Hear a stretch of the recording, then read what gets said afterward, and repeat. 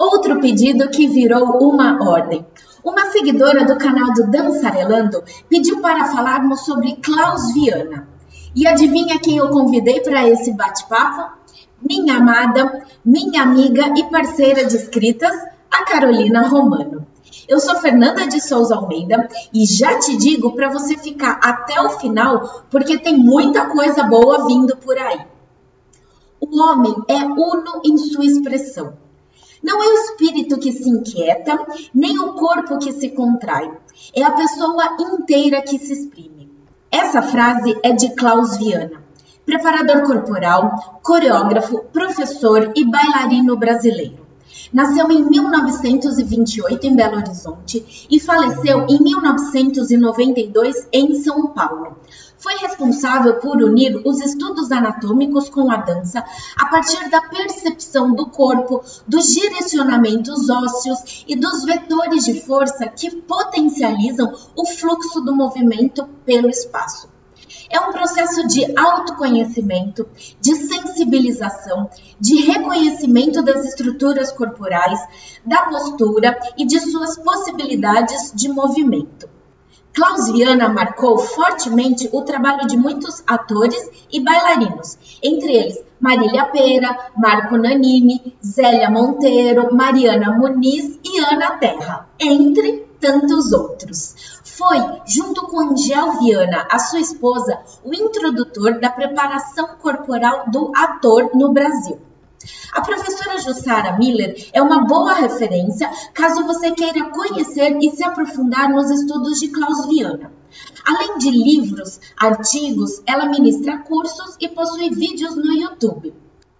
E por falar em YouTube, o canal Dança Além da Técnica, da professora Petícia Carvalho, tem uma playlist com 7 vídeos só sobre Klaus Viana, que falam sobre a vida, a obra, os conceitos de presença, articulações, peso, apoios e resistência, e como eles podem ser aplicados nas aulas de dança. Mas e a dança em relação à educação das infâncias? Pois bem, quem vai nos contar como se inspira em aspectos dos estudos de Klaus Viana para trabalhar com crianças é a Carolina Romano, que inclusive fundamenta parte da sua tese de doutorado nessas concepções. Simbora conversar com ela então? Amada, antes de mais nada, gostaria de te agradecer a sua disponibilidade, o interesse e a disposição. Eu falo isso para todos os convidados, mas não é de maneira formal, não é para ser educada, mas porque é verdade. Não é fácil encontrar pessoas dispostas, interessadas e especialmente com espacinho nessa nossa agenda tão corrida. Mas contigo, esse agradecimento tem um toque de amor e intimidade.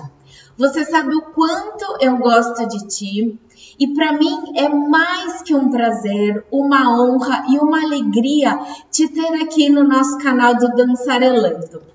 Gratidão. Querida, eu que agradeço demais o convite. Eu te enrolei bastante, né?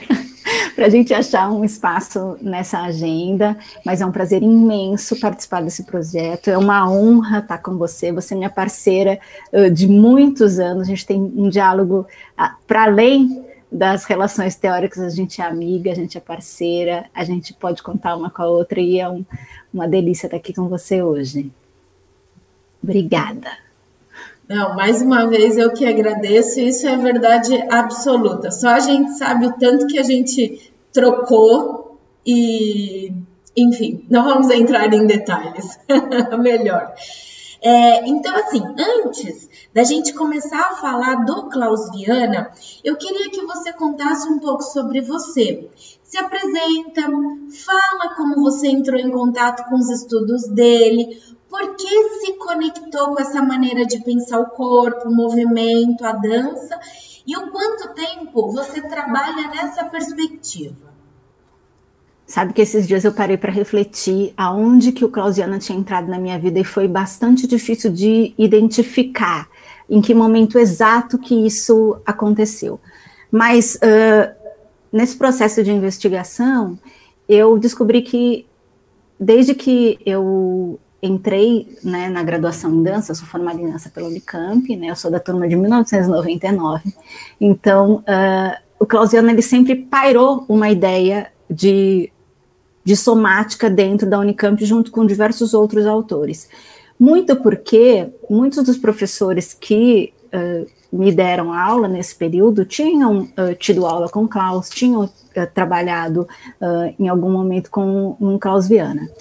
E esse pensamento do Klaus, ele faz parte dessa construção do curso de dança da Unicamp, às vezes não muito claramente, não muito delimitado em determinadas disciplinas, mas ele é um pensamento que perpassa, né, diversos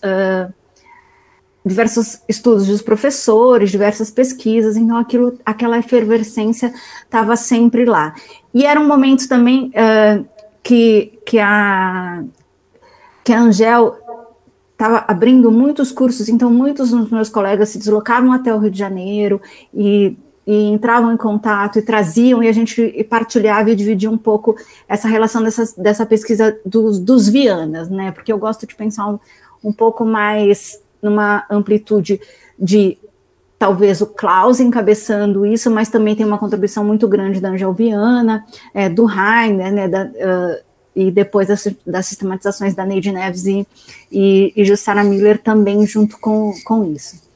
Então, a primeira vez que eu entrei em contato com o Klaus oficialmente foi através do livro dele, A Dança, que me foi apresentado pela minha orientadora de iniciação científica, que também foi minha orientadora de mestrado, que é a Marília Vieira Soares, que ela flerta com os estudos do Klaus na pesquisa dela de técnica energética. Então, essa foi a primeira vez que eu entrei em contato com o material do Klaus. E esse livro do Klaus é muito conhecido, muito difundido dentro das universidades brasileiras, e ele tem uma linguagem muito gostosa e fácil e envolvente de ler. Eu acho que a primeira coisa que me pegou e que me chamou a atenção na leitura do Klaus Viana propriamente dito, que eu acho que foi essa primeira vez que eu tive esse pensamento dele mais organizado nesse formato do livro, foi essa relação de arte e vida que é tão imbricado nos estudos dele, né? Então ele fala dessa relação, dessa presença, que eu sempre quis entender o que era essa presença cênica, o que era estar em cênica, estar nesse estado cênico, mas essa presença imbricada numa presença que era quase que treinada dentro da sala de aula. Então, e ativada principalmente por essa organização de corpo, né, essa presença que ela se dava pelo o que eu chamo de reconhecimento das estruturas corporais. Eu acho que é um pouco nesse lugar, aí um pouco depois, já no fim da minha graduação, eu já entrando no mestrado, eu ainda roubava algumas aulas da licenciatura e algumas do mestrado, e nesse período eu e Jussara dividíamos a mesma orientadora no mestrado, né? Então eu acompanhei um pouco desse desenvolvimento da pesquisa da Jussara nas apresentações dos seminários do mestrado, e eu comecei a entender um pouco mais como que esse reconhecimento do corpo, essa organização corporal proposta pelos Vianas se desdobrava em cena. Então foi muito importante esse contato com a Jussara, e eu acabei fazendo algumas disciplinas que a Jussara deu como estágio docente naquele momento na Unicamp, e eu fui entender um pouco mais também como que essa organização da técnica clausiana, numa perspectiva mais formal, se dava através da Jussara. Eu acho que foi um pouco essa trajetória que eu me aproximo desse pensamento dos Viana. Eu nem gosto de pensar assim muito que eu sou uma pessoa que trabalha com técnica clausiana ou com os Vianas, porque eu acho que não é isso, assim. Eu acho que tem um pensamento do Klaus que me toma em determinado momento, e que a partir desse momento que ele me toma, que eu consigo vivenciar isso no meu corpo, eu vou trabalhando esses estados de presença que ele coloca em todas as minhas aulas. Então, eu vou trabalhar com essa organização do corpo, de alimento ósseo, de articulações, seja numa aula que eu vou dar de capoeira, balé clássico, ou dança contemporânea, ou improvisação. Então, esse pensamento, ele perpassa toda uma construção dentro da minha prática docente. E, obviamente, ele chega lá nas crianças, mas acho que a gente vai falar disso um pouquinho mais para frente. Sabe, Carol, quando você fala assim, eu nem gosto de dizer que eu trabalho muito nessa perspectiva, todas as pessoas que eu convidei para participarem dessa série tiveram o mesmo receio, fizeram comentários muito parecidos, né? Porque a gente sabe o quanto denso, extenso e complexo são essas teorias e como há pessoas que se dedicaram e continuam se dedicando a essas sistematizações, a essas compreensões, a contextualizações e trazer assim para a contemporaneidade essas adaptações e tal, que isso tudo é datado, né? Então, como a gente vai fazendo esses diálogos? E o que eu tenho falado para todos os convidados em off, e agora eu falo pela primeira vez no vídeo, né? É que a ideia é justamente mostrar inspirações, né? Tanto porque por um vídeo, um bate-papo, a gente não vai conseguir se aprofundar numa teoria. Então, é mais ou menos para a gente conversar com as pessoas que estão nos assistindo alguns caminhos para que elas também percorram os seus próprios, né? Então, por isso você é uma pessoa extremamente indicada, porque o interesse maior é a gente conversar sobre as crianças, sobre a formação do professor e etc., né? E aí, já que eu comecei a falar, então, das sistematizações das propostas, né, a gente sabe que tem muita gente trabalhando com isso, artistas, professores, estudiosos, que vão construir os seus próprios caminhos, né? Tem pós-graduação, lato sensu, sobre Klaus Viana, enfim, tem bastante coisa que a gente poderia conversar sobre isso. Mas a minha pergunta é, se tem algum aspecto, algum conceito, alguma coisa que você se identifica mais, né? Você falou da questão do estado cênico, da presença, né? Tem mais algum conceito específico que você gosta bastante? Dando assim um panorama geral do que são esses estudos do Klaus Viana? Eu acho que tem, assim, né, que eu acho que eu não falei muito sobre isso, mas essa relação dessa arte-vida e dessa arte-vida corporificada, né, presente no corpo, que ele diz, né, que ele parte dessa ideia, né, de que todo mundo pode dançar a partir da descoberta das suas próprias movimentações, né? Então, isso é bastante rico e bastante inovador para um pensamento da época, né? Porque hoje a gente tem, acho que quase um senso comum de que a gente entende que todas as pessoas podem dançar, que essa exploração de movimento, ela cria identidades e que essas identidades dadas pelo corpo, elas vão criar uma dança de cada indivíduo, que cada indivíduo pode explorar em potência, né?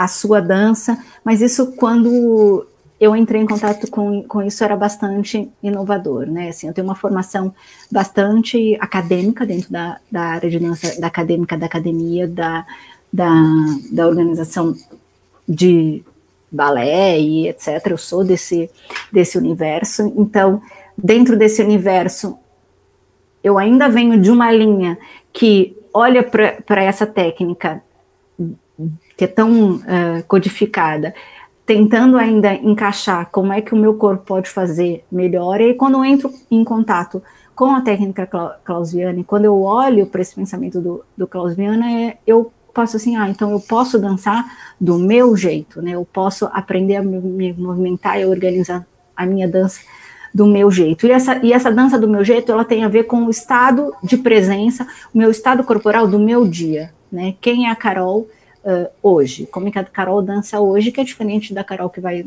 dançar amanhã, ou da Carol de 20 anos atrás. Então, essa relação do que a gente vive, as nossas emoções, os nossos sentimentos, e como que isso vai se organizando dentro da nossa dança, sempre me pegaram de uma maneira muito potente, assim, né, no sentido de poder criar as minhas próprias movimentações através de uma organização corporal. E do ponto de vista mais técnico, eu gosto muito do pensamento do alinhamento ósseo que ele propõe, e essa relação das articulações, das mobilidades que o corpo tem nessa organização das articulações, porque é muito mais fácil a gente ativar uma musculatura antes de pensar na estrutura do osso, né? E o osso, ele vai te dando uma soltura.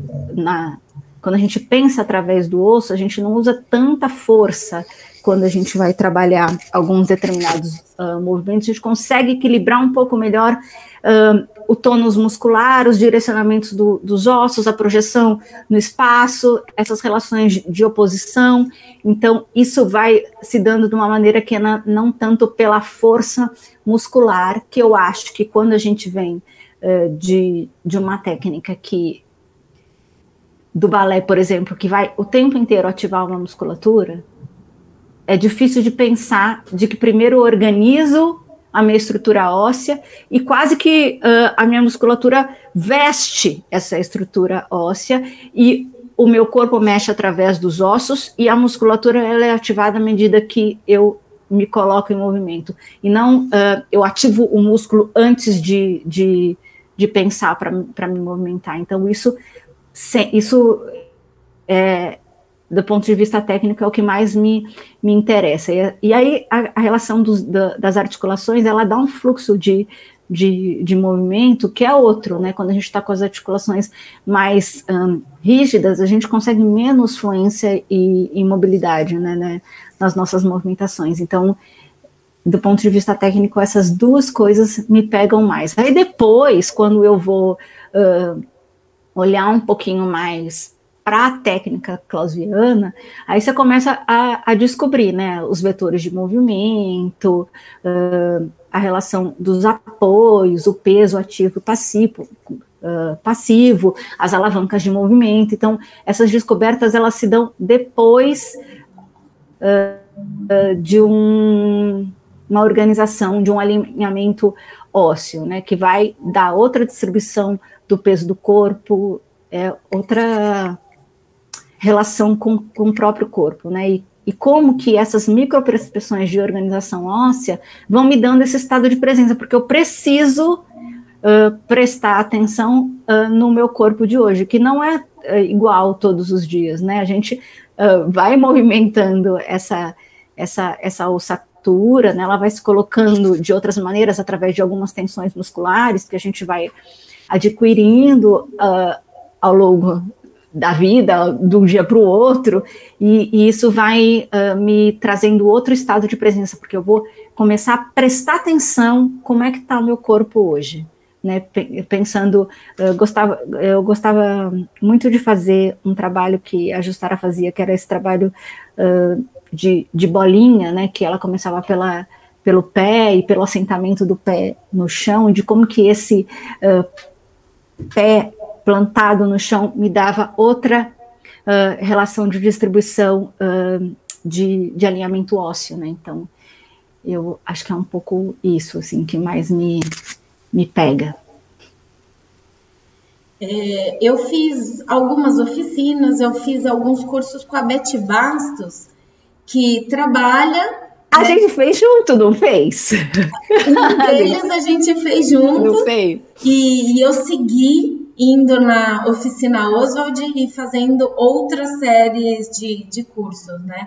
E é exatamente isso que você traz, né? Do enraizamento, do abrir os dedos, do articular. Tinha muitos exercícios de abrir os dedos, né? Imagina que são meus dedos do pé, né? Abrir os dedos do pé e trabalhar esse fortalecimento, esse enraizamento que vem, né? De baixo para cima, depois compreensão de joelhos, enfim, né?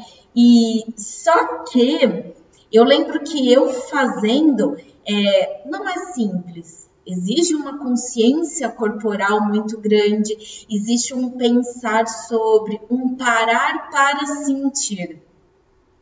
E como é isso com crianças?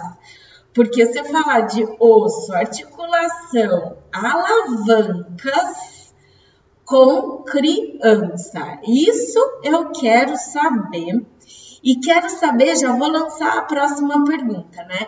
Você falou de estado cênico, você falou de presença, e aí eu queria que você falasse um pouquinho também essa coisa com a criança, né? A criança encena, mas a criança encena na sala de aula. E esse professor que em sala de aula, ele também está em cena, né? Então eu queria que você contasse pra gente como você pensa esse corpo, esse estado cênico, essa presença da criança e do professor, né? E como trabalhar esses conceitos tão abstratos com as crianças pequenas. E daí você já entra na sua tese e vamos que vamos. Eu acho que eu vou começar pelo fim, por essa relação dessa presença, né? Eu acho que é até mais fácil, de alguma maneira, trabalhar essa relação dessa presença com a criança, né? Porque a criança pequena, né, a criança que eu trabalhei por mais tempo, que é a criança de 3 anos e meio até 7, 8 anos, que é essa transição, né, da educação infantil para o ensino fundamental, se ela não está presente, ela não faz, ela vai para outro lugar. Então, assim, esse estado de presença é quase que como que eu posso chamar isso? Uma evocação da criança na sala de aula. Então, não tem criança sem presença na sala de aula, né? Não existe essa coisa da gente ficar dentro da sala de aula, que nem a gente faz, e tá com a cabeça em outro lugar. Não, se ela não tá ali, ela não tá ali. E você vai perceber isso em minutos, que ela já fugiu da sua proposta. Então, o Klaus, ele tem uma coisa que é essa presença na aula, né? Porque talvez em algum momento a gente, sei lá, desmembrou esse treinamento dessa presença na aula com a presença da cena, que para mim e que para o Klaus é a mesma coisa, né? Então, você treina essa presença na sala de aula, você não gosto muito dessa palavra treino, mas você exerce esse estado de presença em sala de aula o tempo inteiro. Eu tenho alguns pedaços, né, da minha formação, que é bastante vasta, né, que eu gosto de chamar de formação um processo que não se finda, né? E eu estou em formação ainda. Então, em determinado momento da minha formação, eu trabalhava com uma aula que chamava aula ritual, né? Então, a aula tinha toda uma cerimônia. Então, a partir do momento que você entrava em aula, você estava entrando em cena. Então, tudo que acontecia ali tinha essa conexão com esse estado de presença. Então, isso eu fui levando e fui me apropriando disso para a sala, para a relação da escola, porque, às vezes, a gente acha que a gente vai, sei lá, ensaiar determinada coisa com as crianças, uma determinada dança, vai montar uma dança, etc. e tal. E aí a gente não treina esse estado de presença na sala de aula, e aí quando a gente leva ela para uma apresentação, essa presença ela não tá. Ela some, né? Ela não existe, porque você não trabalhou isso. Então, esse exercício, por exemplo, de estar presente, se dar a ver, prestar atenção. Gosto muito de trabalhar, por exemplo, pequenas células de apresentação dentro da própria aula, né? Processos de criação em sala de aula, com as crianças, né? Então, a gente vai trabalhando com o jogo, tipo, o que eu posso ver na cena do outro, como é que eu posso me apresentar na minha cena. Então, esses estados de estar presente são treinados, não estou gostando dessa palavra, mas eu já não estou achando outra, o tempo todo em sala de aula. Isso é uma coisa, né? E eu acho que assim também a gente precisa estar, talvez, nós adultos, né? Como eu vou trabalhar esses conceitos tão complexos com as crianças pequenas? Tem uma coisa assim que eu mesma fiz durante muito tempo, que é subestimar o quanto que a criança é capaz de absorver determinadas conceituações, né? E que essas conceituações, acho que ao contrário do que a gente faz no adulto, que a gente estuda, a gente lê e depois passa para o corpo e faz esse... Não, a gente com a criança a gente já faz, né? E depois talvez a gente pense sobre, mas talvez não, né?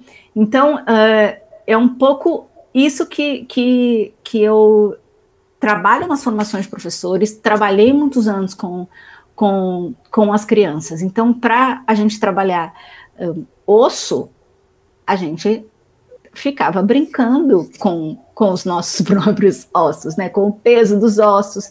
A criança, ela também tem uma relação do concreto, né? Do simbólico do concreto. Então, talvez, o osso que eu posso pegar, eu tô vendo. O osso que eu não tô vendo, fica mais difícil de eu colocar no concreto. Então, eu tenho um esqueletinho pequenininho, então eu levava esse esqueletinho para dentro da sala de aula. Vamos localizar aqui. E as primeiras vezes que você leva o esqueleto, pode até parecer estranho, mas aí você vai deixando isso, vai fazendo parte do cotidiano, então as crianças já têm o próprio interesse de pesquisar isso. Então, elas mesmas vão, a partir do momento que você coloca o seu interesse como professora nessa descoberta desse corpo, parece que você compra esse interesse com as crianças, né? Elas vão mesmo despertando esse espírito de investigação, né? Porque é muito curioso você saber sobre o corpo. Então, é muito curioso você começar a pensar como é que determinada articulação se move, né? Tem umas articulações de dobradiças, tem umas articulações que vão fazer circundação. Então, essa descoberta, ela se dá na prática, no fazer. Então, a gente vai brincando um pouco de se descobrir, de improvisar, de ver o que é possível, o que não é possível, quais são os limites do corpo, né? Esses desafios dos limites do corpo também é bastante interessante. As crianças amam, né, se colocar em situações desafiadoras, os desafios dos equilíbrios, os desafios de até onde que eu levanto o meu braço, até onde chega o meu braço. Então, esses desafios são descobertas de possibilidades de se colocar em movimento. Aí, talvez, a gente chegue num ponto que acho que o grande nó do que eu pesquiso e das coisas que eu escrevi na tese, e que para mim foi quase uma coisa que eu persegui durante essa escrita. Tá, tudo bem, a gente está se conscientizando do corpo, a gente está entendendo sobre os ossos, sobre as articulações, aí a gente começa a entender que também tem um músculo que ativa determinada movimentação, a gente tem determinadas alavancas de movimento que me impulsionam, que me tiram dali, que me tiram daqui. Tá, daí a minha pergunta sempre foi, tá bom, mas aí, como é que isso vira dança? Então, essa foi a minha grande questão da tese. Eu acho que é uma questão também que ainda me move, né? Ainda me move, que eu digo, porque eu defendi a tese em 2016, né? Já faz alguns anos, então a gente vai se interessando por outras coisas, mas eu acho que ainda me move, principalmente nas formações de professores. Mas eu acho que tem uma coisa que que eu nunca desvinculei nessa pesquisa de movimento, é a relação do processo de criação. Então, essa investigação desse movimento que se dava muitas vezes por improvisação, por repetição, ele tinha uma síntese. Então, essa síntese, ela se dava através de uma combinação de movimentos que eram criados pelas crianças. Então, essa síntese, ela poderia acontecer em uma aula, em um espetáculo, em uma coreografia, em pequenas atividades dentro da própria aula, que as crianças pudessem entender que elas reuniam diversos elementos e que essa união desses elementos, ele se configurava em dança. Então, aí entrava outras, o que eu chamo de outros fundamentos, né, da dança, a relação com o espaço, a relação com o ritmo. Então, como que todas essas, num processo como que isso se organizava em dança.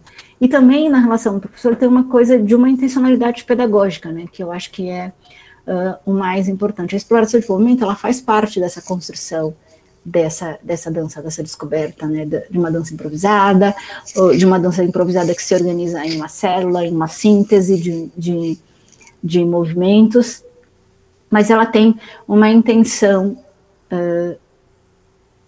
de onde cada professor quer chegar com aquilo. Acho que é um pouco isso. Não, é excelente. Mas enquanto você estava falando, eu lembrei de algumas situações para também contribuir com um pouco de como a gente trabalha essas questões com as crianças, né? Existe algum outro vídeo, eu já falei sobre essa questão que a criança, quando ela imita um cachorro, ela não imita o cachorro, ela animiza esse cachorro, ela empresta a alma para o cachorro. Ela sabe que ela não é o cachorro, mas esse estado de presença é tão forte, né? Então, para ela não existe o esperar. Eu estou esperando a consulta no dentista. Não, ela está vivendo aquele momento que é de brincar na sala com aquelas linhas e ser o detetive, né? Ela não tá igual a gente, vamos esperar, né? Então, esse estado de presença é sempre muito forte. Mas, quando a gente está falando de palco, né? De uma maneira geral, a cena, e você traz o se dar a ver, para mim isso ficou tão significativo, tão interessante, porque algumas vezes, nas minhas primeiras experiências com improvisação, de levar essas células de improvisação para a cena, em apresentações e tal, eu percebi a criança super improvisando, super curtindo, num cantinho escondido, perto da coxia, e ela não saía de lá. Né? Então, como fazer a criança entender esse momento de cena e de partilha com o outro, com a outra pessoa que está assistindo?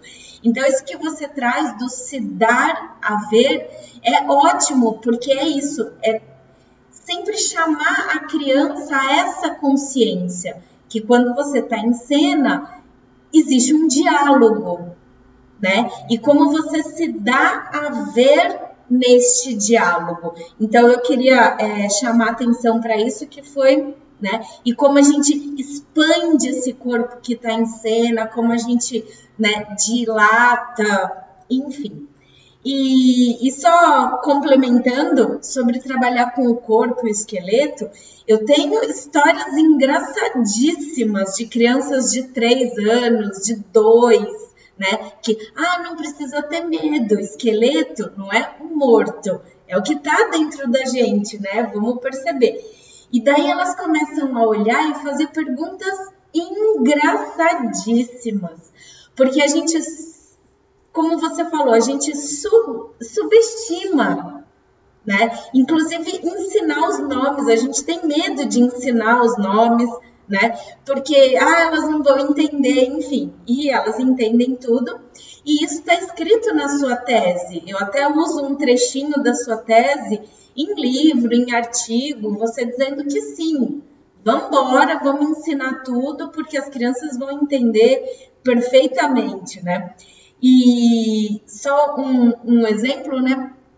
Eu estava trabalhando os apoios e eu pedi para o grupo de crianças se organizarem em 2 apoios. E uma das crianças sentou, tirou os pés, as mãos, ficou só com o bumbum no chão, né? Aí eu olhei e falei assim, Gabriela, 2 apoios? Cadê os 2 apoios? Eu tô vendo 1. Exatamente. Ela falou assim, 2 skills. Estou sentada sobre os meus 4 anos de idade, né? Então a gente vive tomando banho dessa criançada porque eles são, né, incríveis. Então eu só queria destacar esses 2 pontos, né, que você trouxe sobre o se dar a ver, essa coisa da presença que a criança já tem, mas quando vai para a cena, ela precisa ligar outro botão, né? Outros fios precisam conectar. E trazer só essa experiência para a gente reforçar a questão que a criança é super inteligente, capaz e etc. E é isso. Eu queria saber se você tem mais alguma coisa para complementar, se você quer trazer mais alguma questão. Eu acho que desses 2 pontos, eu acho que tem 2 coisas interessantes para falar, né? Dos nomes, né? Que eu gosto de falar os nomes corretos, sem diminutivo das partes do corpo e das estruturas corporais, das articulações, etc. A gente precisa só prestar atenção, assim, não quero que elas decorem os nomes, não é esse o objetivo, é que elas conheçam. Então, esse conhecimento, ele vai se dar a partir do interesse delas em relação à mobilização dessa parte do corpo. Então, elas podem não saber na primeira, na segunda vez, mas se elas sentirem necessidade, elas vão perguntar, como é que chama mesmo aquele? Aí você vai... Porque são conhecimentos que são importantes e que fazem parte de uma organização do vocabulário que a gente está trabalhando, que é esse vocabulário que faz parte desse grande escopo desse vocabulário de dança. Então, eu acho bastante importante isso. E a relação de se dar a ver, para mim, ela tem muita relação com o que eu chamo de trabalhar a aula como um processo criativo. Sobre 2 polos, né? O processo criativo, que é o processo criativo do professor, porque eu entendo que quando eu estou pensando uma aula, quando eu estou pensando um encontro, uma organização de trabalho, eu estou num processo criativo, eu mergulho nesse processo criativo, eu não sei muito bem para onde ele vai, eu sei alguns pontos que eu pretendo chegar, mas eu também me coloco nessa vulnerabilidade desse processo criativo que eu acho que é importante. O corpo em movimento, ele é vulnerável, né? A gente se coloca nesse estado de vulnerabilidade quando a gente se expõe na dança. Isso, para mim, é um treino super importante, porque quando eu sei das minhas possibilidades de estar em movimento, que isso, de alguma maneira, me expõe, né, o que eu estou chamando de colocar vulnerável eu estou me expondo, e me expor é um exercício, e isso essa questão do se dar a ver, isso é muito maior, talvez, do que... a gente está nesse processo de ensino e aprendizado de dança, mas ele é um processo de criar autonomia, né? Eu estou entendendo quais são as minhas limitações, eu estou entendendo quais são as minhas possibilidades, e eu estou me colocando nesse lugar aqui, ó. Eu quero que todo mundo, esse momento é que todo mundo vai me ver mesmo, né? Eu vou me colocar. E aí isso é um treino, porque nas primeiras vezes eu gosto primeiro de trabalhar com os grandes grupos. Então, toda vez que eu vou trabalhar as primeiras vezes desses exercícios de se apresentar dentro da sala de aula, ou de expor determinados exercícios, eu vou dividir a sala em grupos maiores. Porque é muito...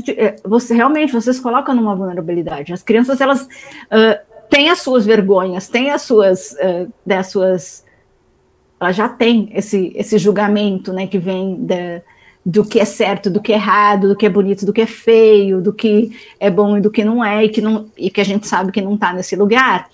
Mas quando ela está no grupo, ela está protegida, né, nessa organização de decisões de um grupo, de um coletivo.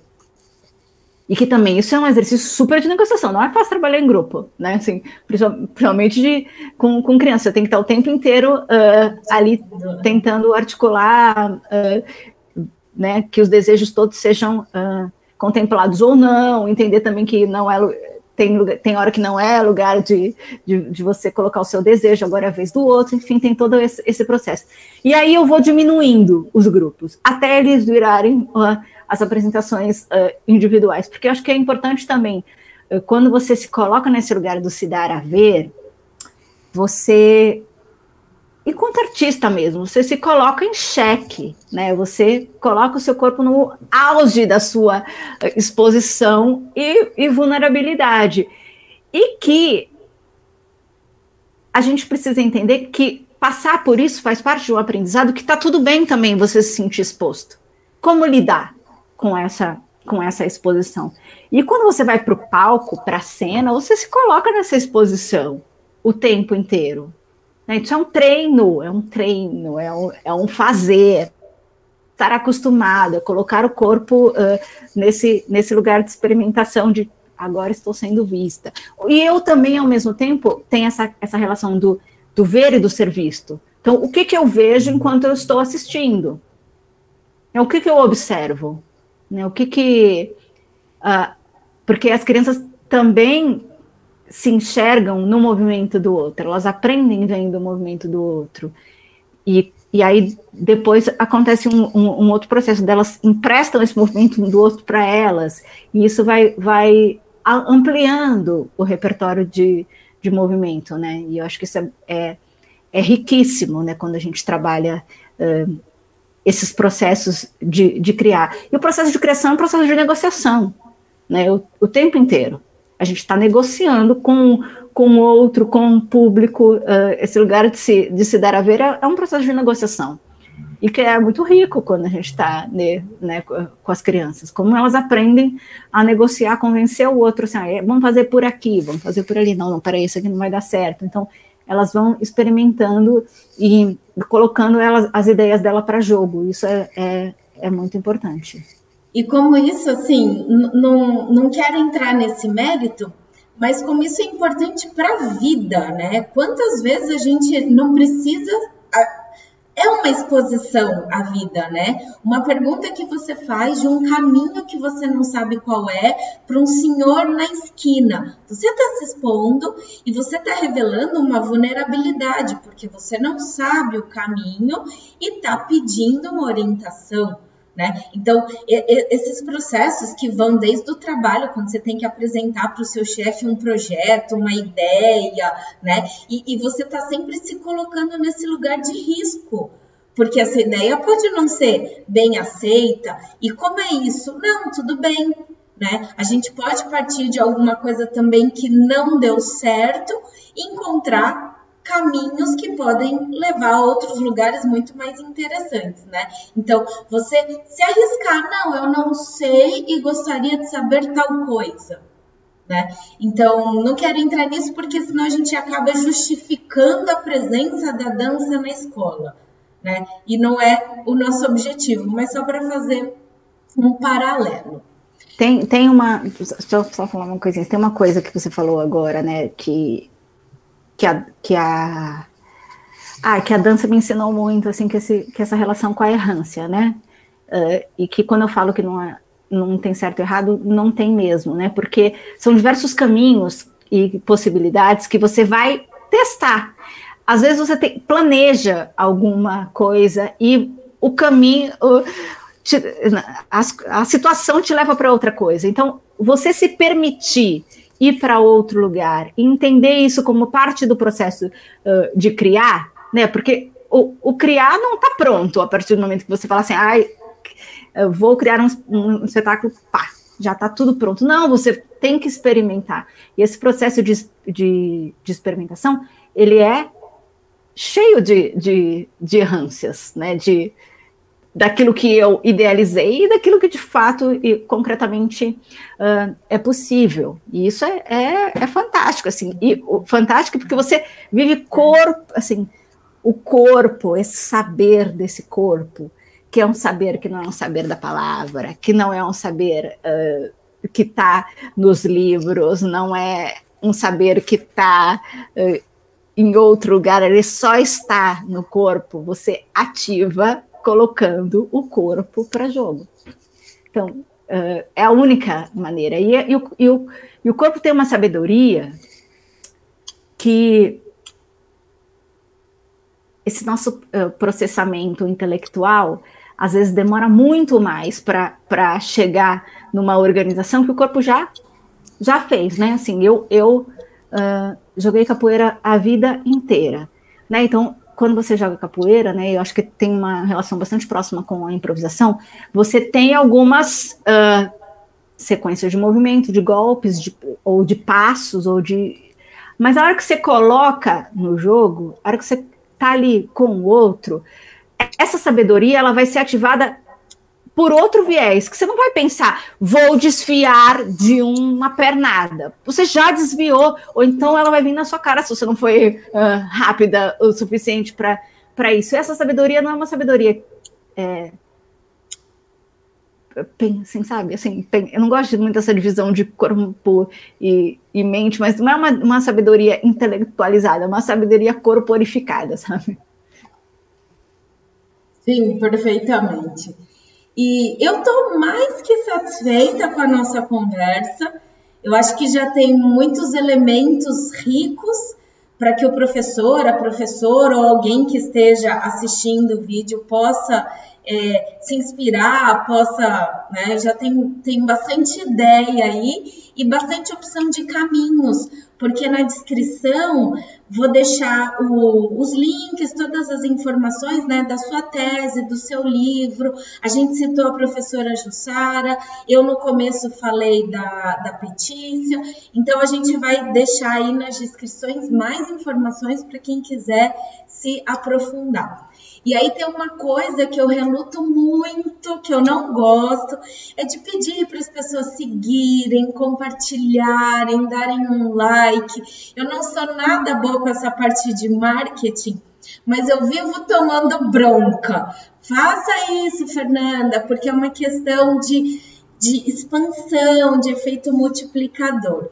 Então, pedir para você que está assistindo, para você contribuir dando seu like, você seguir, você comentar. Os comentários é que fazem a gente gravar mais vídeo, a gente produzir conteúdo e também não desanimar, porque não é fácil, né? Essa produção, o espaço na agenda e tal.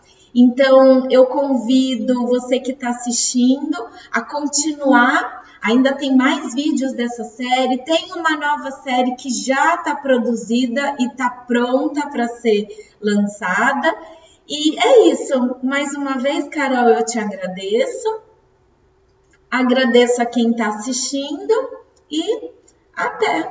Queria só agradecer, foi um prazer, Fê. Muito bom estar com você sempre.